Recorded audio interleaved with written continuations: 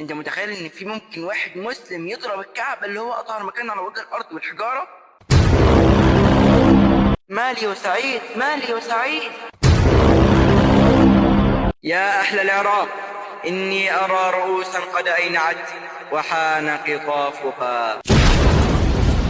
السلام عليكم ورحمة الله وبركاته. ازيك يا صديقي؟ عامل ايه؟ تخيل كده معايا واحد كان ظالم وفي نفس الوقت كان عادل، قتل أبرياء وأخيار وأمر بتنقية المصحف، ساهم في فتوحات في الصين والهند وبلاد السند، في نفس الوقت ضرب الكعبة بالمنجنيق، كان بيأمر الناس بالتقوى والصلاة والصوم، وقتل واحد من كبار التابعين. عرفت مين يا صديقي؟ إنه الحجاج ابن يوسف الثقفي. اتولد كليب، وايوه صديق ما تستغربش، الحجاج اصلا اسمه كليب، كليب ابن يوسف الثقفي. اتولد لأسرة بتحب الدين والقرآن والعلم واللغة، وده يوضح لنا ازاي الحجاج بعد كده كان فصيح ويأمر الناس بالتقوى.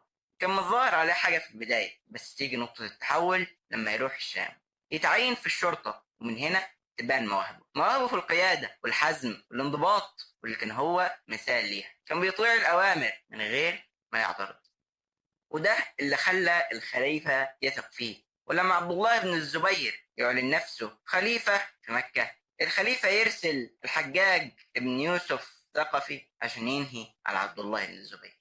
وفعلا الحجاج ما كدبش خبر، بس الصراحة كان قاسي قوي وعنيف جدا وحاجة فوق الخيال، لدرجة ان هو ضرب اطهر مكان على وجه الارض بالمنجنيق. انت متخيل ان في ممكن واحد مسلم يضرب الكعبة اللي هي اطهر مكان على وجه الارض بالمنجنيق؟ بالذمة في حد ممكن يعمل كده؟ ايوه فيه، وكان هو الحجاج.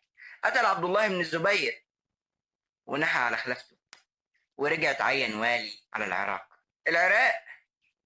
اللي كانت عاملة زي برميل البارود، صراعات قبلية وسياسية والخوارج وحاجات كتيرة. فكان أنسب واحد يقدر يخش ويقضي على الكلام ده بدون أي شفقة بدون أي رحمة والحجاج بن يوسف. وفعلا بعتوا الخليفة الأموي وعينوا قائد ووالي على العراق. والحجاج أول ما راح هناك عمل شغل ما يتنسيش، نهى على أي تمرد وأي فتنة، ووقف لأي حد خرج عن طوعه وعن طوع الدولة بالمرصاد. وقتل سعيد بن جبير التابع الجليل، العالم الفقيه الزاهد الورع اللي قتله بدم بارد. والحجاج فعلا عمل بمقولته اللي قالها لما دخل العراق: يا أهل العراق، إني أرى رؤوسا قد أينعت وحان قطافها. واللي معناها أنا جاي أدبح وجاي أحصد أي راس ما هقطعش الأوامر. بس ده الجانب المظلم الكبير من سيرة الحجاج. بس هو برضه اللي حاجات كويسة، أمر بتنقية المصحف، يعني يحط على الحروف نقط، يعني عشان نفرق بين الب والت والثاء، ونفرق بين الحاء والخاء وهكذا، يعني عشان العجم اللي كانوا بيخشوا الإسلام في الوقت ده كانوا ما بيعرفوش يقرأوا القرآن، فده سهل عليهم كتير. وأنشأ البريد اللي طور الدولة ووصل بين مؤسساتها وخلاها دولة مترابطة، وساهم في فتوحات في الهند والسند والصين. فبعت محمد بن القاسم الثقفي. لو عاوزين نعمل لكم حلقة عن هذا القائد اللي كان لسه صغير في الوقت ده وعمل إنجازات عجز عنها الكهول، قولوا لنا في التعليقات. بعته لدرجة إن ملوك الصين دفعوا الجزية للمسلمين. أنت متخيل يا صديقي؟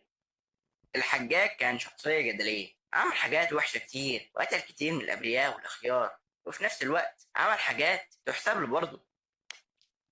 واحنا ما نقدرش نحصر حياة الحجاج وأعماله في فيديو واحد، بس كل اللي أقدر أقوله لك يا صديقي إن مفيش شخص ملاك كامل ومفيش شخص شيطان كامل، كل شخص تلاقي عنده الحلو وعنده الوحش. بس الحجاج كان الجانب المظلم عنده كبير، حبتين ثلاثة أربعة حبات كتير أوي.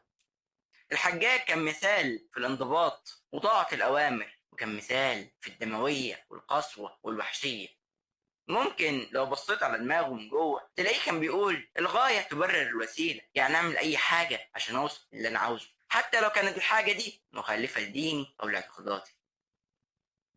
بس زي ما أنت عارف يا صديقي إن الموت كاس والكل هيشرب منه، وبالفعل الحجاج ده من الكاس وريح الناس من شره. سنة 95 هجريا، عن عمر قرابة ال 55 سنة، قضى 20 سنة منهم والي على العراق.